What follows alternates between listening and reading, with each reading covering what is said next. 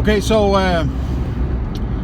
welcome to Mandibil, next part of my series here on religion, Christianity. I left off in the last part just giving you a rundown of my own experience with religious people, and I'm trying to figure out,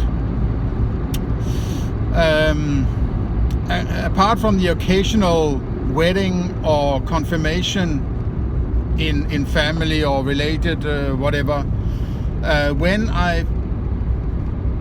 the next time I sort of bumped into seriously religious people, and it was back in the 90s, in the mid or late 90s, my girlfriend's aunt, or what's it called on the father side, in-laws, something like that, right? And one of her father's brother's brother, one of her father's brothers. In fact, all of his brothers, I think, were kind of Christian, but I'm not perfectly sure of this, right? But at least he was sort of wrote books about Christian plants down in Israel or something. He was and worked for the government, and his wife was organist in the local church, and she was also very Christian, right? As far as I understand, right? And what I remember about him and his relation with his wife was that he was completely under the thumb there, right? He was being kicked around by her because he had been trained as a good little subservient Christian boy, right? You have to obey, right? And obviously the wife he got sort of, hey, that's nice to have a guy like that that can order around, right? And I remember sort of sometimes he would come over to me and ask me about my life or something that was going on or something I've done. Sort of, I thought, okay, that's nice too. But then he would just go away again. And it was not, okay, let me tell you about it. He was like, no, you don't have to tell me about it or anything like that, right? So he was like, okay, so I got it at some point. He was being ordered by his Christian wife to go do stuff, right? Go and ask him about that, or go and play with those children, and go and do this, go and do that, right? And it took me, they were very in the periphery of my sort of connections, right? It was only one in 3 or 4 or 5 years or something. They might pop up to some kind of, coming together over coffee or dinner or something like that in the family relation, right? My girlfriend's family relation. So it wasn't something I studied. Back then I wasn't as awake and aware and philosophical as I am now. So if it would be now, I would be much more, awake and aware of what is going on, right? Back then I was a stupid idiot, right? Not exactly, but compared to how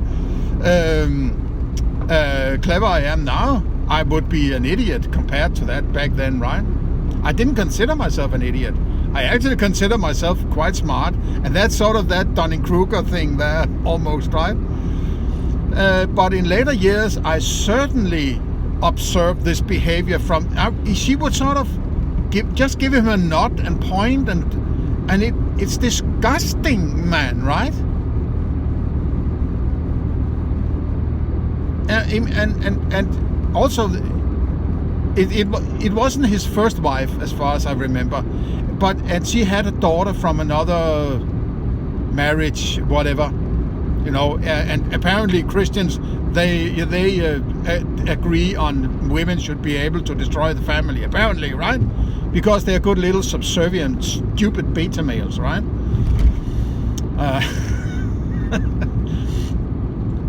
And then it's like, and she had gone, so she had some psychological problems, and no wonder, right? In this kind of abusive mental cage, right? So it's like, okay, she was the daughter was sort of, let's say, crazy, right? And when the first time, I remember when I was going there, my girlfriend told me to not ask or not be critical about Christianity because they were Christian, and so I should just, she basically wanted me to shut the fuck up, right? And already back then I should have sort of, if I had been sufficiently mentally strong back then, I should have recognized that this is a bad sign, right? This is a bad sign.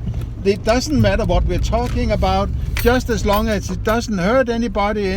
Nobody is, no illusions are popped, right? So just go along to get along. This is not a woman you want to be around, right? She should, on the contrary, be supporting that you should be able to say whatever you like, right? And sort of, be able to back it up with an argument, but not silence you into submission, right? But what you won't do for for the vagina. So at that point I was, and it wasn't important to me. It was just okay this evening and this, okay, whatever, right? No biggie, right? But it was sort of they were half. There's always this superficiality around Christians, in my opinion, right? It's always this. There's an underlying. It's sort of like. It's like, it feels like the, one of these houses out to the main street where the front of the house is pretty and everything is nice and clean and painted and patterns in the windows pane and whatever, right? And if you go to the backyard, you would see all sorts of junk lying there, right? And people fighting and people being abused. But the front is perfect, right? And then I get very strong sense of that with Christians, that there's an underlying, this abuse, this mental abuse is it's just under the surface, right? If you challenge them using arguments of any skeptical kind, at some point they will freak out or something, right? Something will happen if you challenge their stupid child abused belief, right? So but yeah, what else have I I have bumped into a guy like I had a manager who was explicitly Christian, right? He was working in the church area. He was working, what is it called? There's sort of a community around the church, and he was sort of within that. And he was sort of, when he was every day he was a decent, nice guy, but he wasn't a particular good manager, in my opinion. But that, you could discuss that, right? But that's not important. But what I got from him was, they try to manage this being religious while knowing that most people around them, they're not religious, right? And they talk about religion being stupid child abuse. Maybe not exactly, but it must be weird to have this kind of enforced belief that that most people don't give a shit about. And for good reasons they don't give a shit about it, right? So they're always in this limbo of this gray area between reason and manipulation, right? And I wasn't in that company for very long, so I didn't get really to talk to him. But there was a Christmas lunch of some kind where I get to talk to him, and we talked a bit about religion, and I like to discuss things like that, right? And I guess religious people do also, but they don't like to discuss it with somebody who's not religious, right? But I said, I don't mind that people are Christian. I think this was the argument I came up with, right? I don't mind that people are religious if they get to choose when they are grown up, but that they are not having that belief inflicted on them while they're children. So if you choose as a grown-up and, you have all your faculties and so on, and then you choose to be religious, fine, but keep it to yourself, right? Don't inflict it on your children, for instance, right? And that is always the problem for me, right? It has to be inflicted on these helpless children. And but then his argument the other way was something like, but then children need to have something. So at least they have something if they have Christianity. And that's also sophist, right? They just need something. Just like people who say, if you say, well, I'm an anarchist, I don't like any ruler. But there has to be some rules, right? There has to be some. They don't say what kind of rules and how they should be put together. As long as there are rules, they just have to be rules. Doesn't matter if it's Ribbentrop or Adolf Hitler or Göring who tells them. As long as there are rules, right? It's sort of the same level of argument, right? So,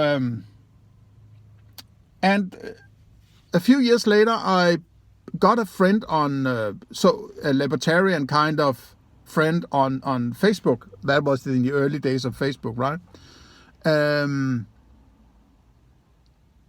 And I had for a very short while been in politics just to find out I'm an absolutely anarchist, if anything, right? And that was sort of one of those, falling down the rabbit hole and all this stuff, right? 10, 12, 15 years ago, right? And it sort of came to my senses and say, no, this is completely mad, right? This is completely mad. We don't need anybody telling anybody else what to do, right? There needs to be some other way to do this than sticking guns in people's faces and tell them what to do, right? So this was sort of a learning curve. But in that realm of, let's say, politics, I got connected with this dude who was very very intelligent, talked about, the Federal Reserve and all this stuff that was very new to me back then, just, 12 or 13 years ago, right? And we got sort of connected, and then he sort of, one day he lived in the other end of Denmark, right? And then he was sort of on a tour I was living close to the capital. And he sort of, well, I'm in the area. Are you free for? Yeah, good. Just come around. We'll have a beer and coffee and cake and whatever, right? And we sort of had a nice, but I still felt there's something that is a bit off with him, right? And then I figured out it was this Christian thing. And but fine, and he slept over, and he, I had to go to work next day, and whatever, sort of, right? So we a short visit, right? And then he had invited me, if I ever get to that other end of Denmark, I could just stop by and stay over for a night, right? And that came up a couple of years later. I was in that part of Denmark in my summer holiday with my children, and or actually my daughter, and I told him, well, we will be in that area. Can we sleep over for a couple of days? We are not going to be there all day long. We are just going, we would like a place to stay in the evening or sleep at night. Yeah, just come over, right? And we did what we had planned to do, go to the beach and whatever, right? Had good fun, and then stayed over. And the first night I remember something very clearly, and it doesn't have to do with Christianity necessarily, but I had brought some chocolate and a big watermelon, or some kind of melon, at least. I think it was a watermelon, right? And I think we did get to taste the chocolate, but the watermelon I never saw again. It was like, okay. I mean, if you bring a watermelon, it's like, shouldn't we eat it, right? Are you going to put it in the freezer or what? I never saw it again. Yeah, I mean, if somebody came along to my house and had brought with them a watermelon, it's like, let us eat the fucking watermelon and let the children enjoy a watermelon. I don't know if they had a boy, right, who had a mental disorder, let's just say. Maybe he couldn't handle the sugar in the melon. I don't know, right? Maybe that was the case, but I never heard anything about it. I didn't. And why would it be a problem that maybe he couldn't have that watermelon, but then he could have something else, maybe, right? So it was like that just disappeared. I said, oh, that's weird. But I said, okay, who gives a fuck, right? And I didn't really care that much. It was maybe later that I thought that was weird. But I very much sensed that his wife wasn't that keen on having us living there, right? In the evening. Apparently he had just, out of him being a Christian, then he has to invite everybody in, sort of that kind of notion. Even if he himself maybe didn't like, I don't think he wouldn't like it, but obviously his wife wasn't that keen on it. That I felt that strongly, right? She wasn't very interested in my daughter, right? She was just, there was something, there was an anger beneath, right? Just like I said with Christians, it's like there's a superficial, but it doesn't take much, pulling down the facade before you see the ugliness inside, right? And she was this kind of person. And actually, she was a priest in the local church. So he was living with a priest, a very hardcore Christian then, right? And in that part of Denmark where there are most Christians, I would say, right? Or close to at least, right? So these are more, fundamentalist Christians, right? And the next evening, and I we had some coffee in the evening, and then it was good night, right? And we had some breakfast, and then we went on our way, right? And then they had to go to work, and I had to go do my holiday with my child and so on, right? In the next night, it was even more clear to me that she was sort of annoyed that we were there. It was sort of, this annoying that they're having extra people, right? And in the evening, we had sort of a nice meal, sort of a higher quality meal or some kind, right? Let's say, and we had some wine or beer or some, and she drank quite a lot more than you would think on a normal everyday, right? But I don't know the working hours for a priest, so maybe she could sleep long time next day, right? But when she got something to drink, she changed into something else. Then she became this, this devil, right? And I was, I was very strong on these anarchist and philosophical things, and I was outspoken about not being Christian and so on, right? And that rubbed her certainly the wrong way, right? And at some point she started to yell at me or telling me, I was completely baffled, right? And she would get angry at me for having my opinions, right? And then at some point she went over to the door, out to the garden, and say, "Go out there and talk to God," or something like that. I was like, what the fuck is going on here, man, right? And the guy there, my sort of friend, he was just sitting there looking like, he shut up and didn't say anything, right? And she was going crazy about this. And she came back and sat down in front, opposite me or next to me, sort of, right? And was very in my face, sort of. And at some point I remember I pushed her back, say, "Shut the fuck up," or something like that, right? And at some point she said something, I don't remember exactly what it was. I said, "Okay, I'm not having anything of it." And actually my child was in bed sleeping, so she probably didn't hear anything, right? And I didn't speak to her about it later because I didn't need to, right? But I said, okay, I am going to bed now, and I'm eating I'm leaving first thing tomorrow, maybe have some breakfast, and then you won't see me anymore, right? Because I wouldn't have anything to do with this. And I don't remember, there was more than what I mentioned here, but the dude, I was sort of friend with, his wife has, abused me in this weird fashion, and he said nothing, right? Just said, "Oh, okay, good night," or something like that, right?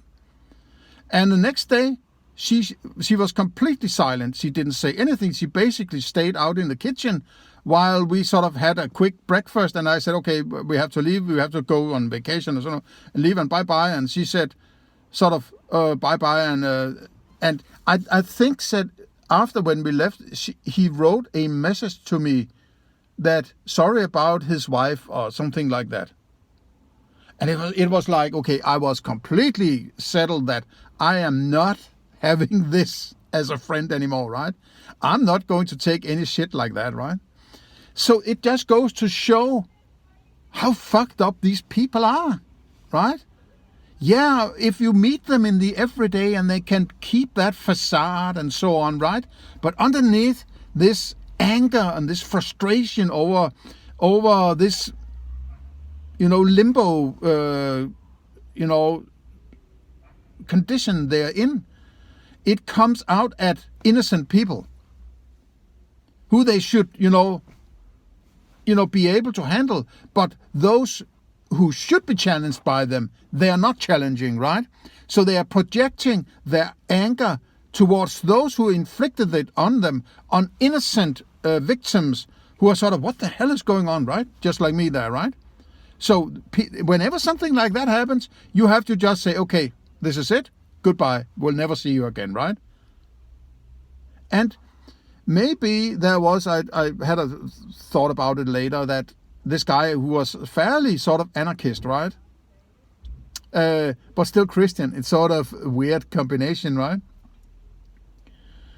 That she actually didn't want him to be enforced in his beliefs of anarchy. That might turn into a rejection also of religion, right? So she wanted me to get out of his life, right? And she got what she wanted. She just took a dump on me, and I said, well, I'm out of here, right? Then she got what she wanted. She wanted this anarchist out of his life, right? So, well, and maybe that's one of the reasons why she was so sort of semi-hostile towards me, I think, right? From the get-go, because she knew I was one of those, right? I wasn't a Christian, and I was an anarchist, right? I don't adhere to anarchism as I don't adhere to any ism. Maybe you can convince me to say I'm an idealist, but I'm hesitant about that, right? And when was the next time I bumped into a Christian? I don't think I have had, or I maybe I will mention that in another podcast later. But these are sort of examples of whenever I get into clinch with Christians, they're just weird, right? They're weird because they're living in this limbo of mindfuck, right?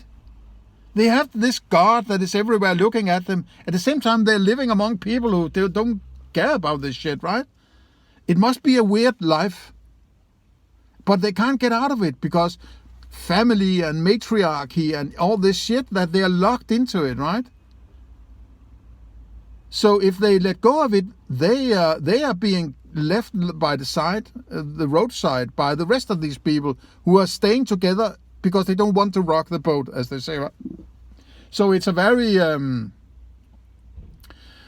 it must be mentally it must be very straining to be this kind of, right? And all these things about sex and also, right? That, I mean, I'm very sort of, the idea of not having sex, let's say, with another person and penetration and so on, until you're married. I actually married, but in these days, what does marriage mean other than some fucked up, destroyed idea, right? But the idea that before you start to have sex with the person you are going to spend the rest of your life with, or at least the rest of the time until your children are grown up, right? And why not keep going? Because you possibly have so much good things together. So why would you destroy what you have, right? So I'm all for that. I think it's a good idea because all this promiscuity doesn't bring any good thing. It may feel good for those people involved in it for a while until their mind has been destroyed and they don't have this connection ability with other people, so they can't hold a family together and all this shit, right? So, and that creates fucked up children and fucked up society and fucked up everything, right? So, okay. Share, like, and subscribe. leave a comment, join the Discord, link below. Otherwise, have a nice day. See you next time.